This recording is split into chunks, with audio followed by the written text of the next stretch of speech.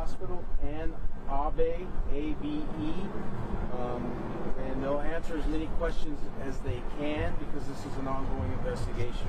But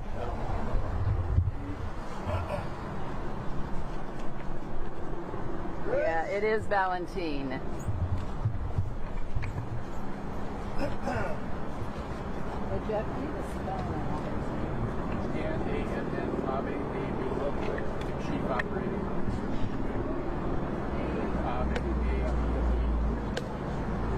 Alpha Bravo Echo. And Abe is Alpha Bravo Echo, spelling last name Abe. First name? And A-N-N. Chief Operating Officer, Orange County Health Medical Center. Abe, A-B-E, Alpha Bravo Echo. Oh gosh, no.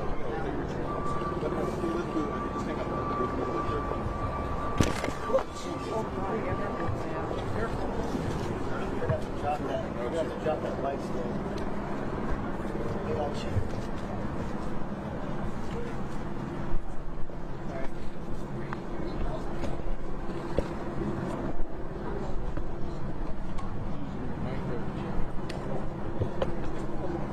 Gotcha.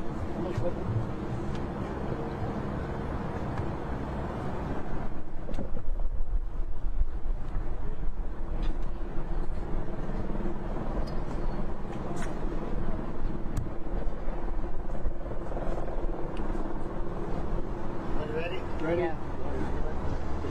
Chief, you guys can just step a little closer to the mic so we can. There you go. That'd be awesome. Thank you very much. Are you ready to listen? Can you tell us? I think we're live now. Can you hold this going on? Okay. Yes, good morning. This morning at approximately 8:15, we received a call from inside OC Global regarding a person who said that they had a gun. And so we had officers respond.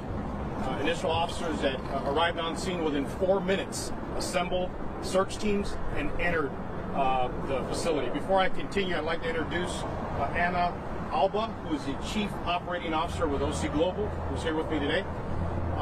And so when our officers responded, collected as much information as they could, made entry, and then started sequentially searching the facility, including the emergency room, a basement storage facility area, a back building, 2-story building, including the 7-story hospital building itself, and the roof facility as well.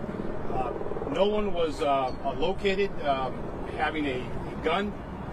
No injuries were reported, and we have rendered the facility safe at this time.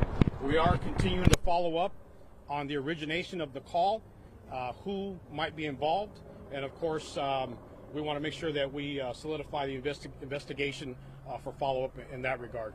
But most important is to reassure the public that the facility is rendered safe at this time at 11:06 a.m. And I'm very proud of the immediate response, a unified presence with the site security here, who we have worked with before on critical incident response drills. We had a partnership with the Orange County Fire Authority and also the Sheriff's Department as well, including on-site security. Can you tell us if you've been able to trace who made the call? You know, has it come from inside? Is there a way to investigate that? So what we do know is that the call was made from an internal network line, and so we're following up to determine who may have made that call. And I think on an investigation such as this, you don't want to rule out anything. Is it an employee, a current employee? Is it a patient? Is it someone just walking through, or a former employee? Really. So we need to look at all of those possibilities before we make a determination. And the person who made the call said that they had themselves a gun? Correct. They said, I have a gun, hung up the phone, essentially.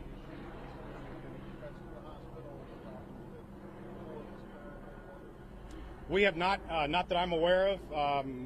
Again, we respond to calls for services here frequently, but nothing that stands out unusual. I know you don't have a definitive answer, but at this point, does it at least appear that the call was a hoax or a prank? There's always that possibility as well. But what's most critical here, and all of you know this in the public, I want to reassure that when we get a call such as this, we want to sequentially respond and make sure that we render the facility safe before we make any determination to move on. The other thing that we want to point out is folks that were inside the hospital continue to receive services. We dispatched officers throughout the various floors, and essentially it's an evolving situation. So that's our number one mission, is the safety of the folks that are inside the building and then rendering it safe itself. Ms. Abe, can you please explain how that phone system works, and are these portable phones that people can find on the different floors? Can you explain it, please? Yes, well, so we have an IT system. So right now we are doing an investigation to see if we could trace the calls. How long does an investigation take? Well, it'll take a little bit because we need to even trace the calls, find out where they came from, if there were multiple sites, so it'll take a little bit. And are these phones that would only be accessible to an employee, to someone who would get in a security? Yeah, so we are looking at that as well as cell phones and any calls that were placed within the facility. There are patients that are in custody, they were sent out to another agency, hospitalized here, and then so how does that kind of affect Great question. As officers move through the facility, they want to make sure that people are safe, and if in fact they were in custody, that we make sure we maintain that security. They have, in talking to the head surgeon here, they have 13 operating rooms. Not all are operational at any given moment, but if there's a surgery that's ongoing, they will try to conclude that as quickly as possible. Any surgery that was pending or scheduled to begin would hold until we continue to search. But does your agent have anyone in custody here at the hospital?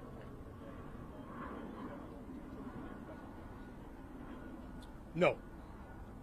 Can you quantify roughly how many patients were in the hospital during the surge, and roughly how many police officers responded to the incident? So we, Santa Ana Police Department, put together 4 search teams, 10 officers per team, so that's 40 officers, in addition to stabilizing the perimeter, a number of other officers there, and also establishing an incident command system.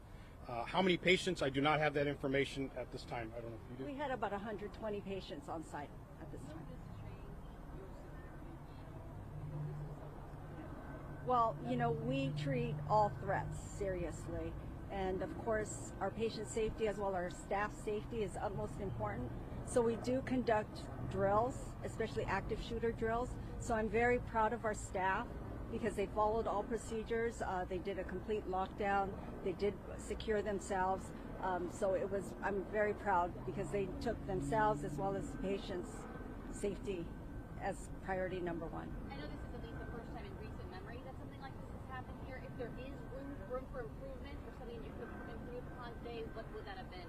Absolutely. So as a matter of fact, after today's event, we are all meeting to do a debriefing from the staff point of view as well as our point of view of what we could do to improve. And we're working together with the police department very closely. How those codes work, what kind of phone it is, do you have access to it? Pardon? The phone system, can you just say how the phone system works, do you have access to it? Well, it's a very complicated system because it's IT driven. So I'd have to defer to our IT department. It's not as simple, you know, pick up the phone and use it like an analog that we have now. Yes. That's one part of the system, is works strictly inside the hospital. Because if we need to reach different departments immediately, we can do that quickly with the phone. Right. On follow-up, if I may, on the piece on lessons learned, I know the hospital will do this. We, as a police department, certainly do in every instance, and we will in this case as well, and that is to look at what the information was that we had initially responding, what our response time was, and what different protocols we would change as we continue to learn and respond to these incidents. One of the things that I want to point out is that we've had drills here at this facility before, and we worked very closely with the staff, really shoulder to shoulder. So it was a matter of getting on scene and immediately going into action. And then just the school across the street no longer locked down. No longer locked down. It was initially, as was a SIG alert issued, and of course, Tustin Avenue, a major thoroughfare, also locked down initially as well. Thank you. Thank you. Thank you. Thank you very much. Dave, I need stash.